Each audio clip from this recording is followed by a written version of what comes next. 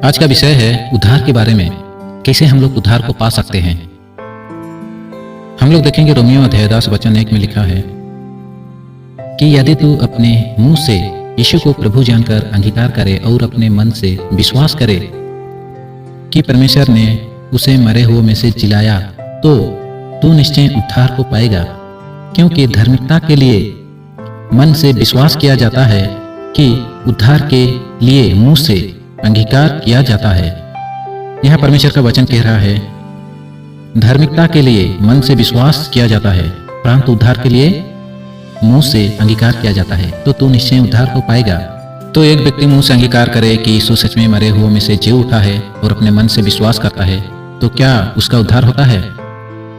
यह सुधार होता है, परंतु वो उद्धार क्या अंत तक बना रहता है कि जो मन से विश्वास कर दे और मुंह से अंगीकार कर दे, क्या उतने में ही काफी है? उतने में ही क्या लोग उद्धार पाते हैं?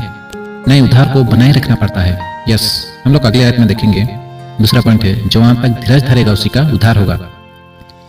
मुंह से अंगीकार करना और मन से विश्वास करना, इसके द्वारा भी उद्धार लोगों को मिलता है, परंतु अंत तक उद्धार को बनाए रखना जरूरी है। मत्ती 10 का 22 में लिखा है, मेरे नाम के कारण सब लोग तुमसे बैर रखेंगे, पर जो अंत तक धीरज धरेगा, यह वचन कह रहा है, जो अंत तक धीरज धरेगा उसी का उद्धार होगा। एफिसी अध्याय 2 वचन 8, क्योंकि विश्वास के द्वारा अनुग्रह ही से तुम्हारा क्या हुआ है? उद्धार हुआ है, और ये तुम्हारे और से नहीं वरन परमेश्वर का दान है। पहला कुरिन्थी अध्याय 1 वचन 21, क्योंकि जब परमेश्वर के ज्ञान के अनुसार संसार ने ज्ञान से परमेश्वर को ना जाना, तो परमेश्वर को ये अच्छा लगा कि इस प्रचार के मूर्खता के द्वारा विश्वास करने वालों को उद्धार दे। क्या दे? उद्धार दे। तीसरा पॉइंट है, किसी दूसरे के द्वारा उद्धार नहीं। यस, स्वर्ग और पृथ्वी के बीच में किसी दूसरे के द्वारा उद्धार नहीं, सिर्फ एक ही नाम है और वो नाम है यीशु नाम। प्रेरित अध्याय 4 वचन 12 में लिखा है, और किसी दूसरे के द्वारा उद्धार नहीं, क्योंकि स्वर्ग के नीचे और किसी दूसरे के द्वारा उद्धार नहीं, क्योंकि स्वर्ग के नीचे मनुष्य में और कोई दूसरा नाम नहीं दिया गया जिसके द्वारा हम उद्धार पा सके। यूहन्ना अध्याय 10 वचन 9, वहाँ प्रभु का वचन कहता है, द्वार मैं ही हूँ, यदि कोई मेरे द्वारा भीतर प्रवेश करे तो उद्धार पाएगा। यस, द्वार मैं ही हूँ। यीशु कह रहा है, द्वार तो मैं ही हूँ, यदि कोई भी भीतर प्रवेश करना चाहता है तो यस, मेरे द्वारा उद्धार को पाएगा।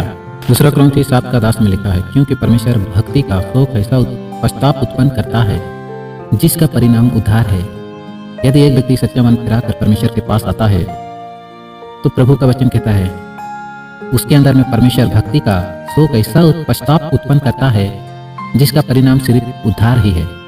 चौथा पॉइंट, जो विश्वास करके उद्धार पाया वो व्यक्ति स्वर्ग में है, जिसे हम लोग देखेंगे एफिसी अध्याय 2 वचन 5, जब हम अपराध के कारण मरे हुए थे तो हमें मसीह के साथ जिलाया, अनुग्रह ही से तुम्हारा उद्धार हुआ है। अनुग्रह ही से उद्धार हुआ है, और मसीह यीशु में उसके साथ उठाया और स्वर्गीय स्थानों में उसके साथ बैठाया, पर हमारा स्वदेश स्वर्ग पर है। हमारा स्वदेश स्वर्ग पर है।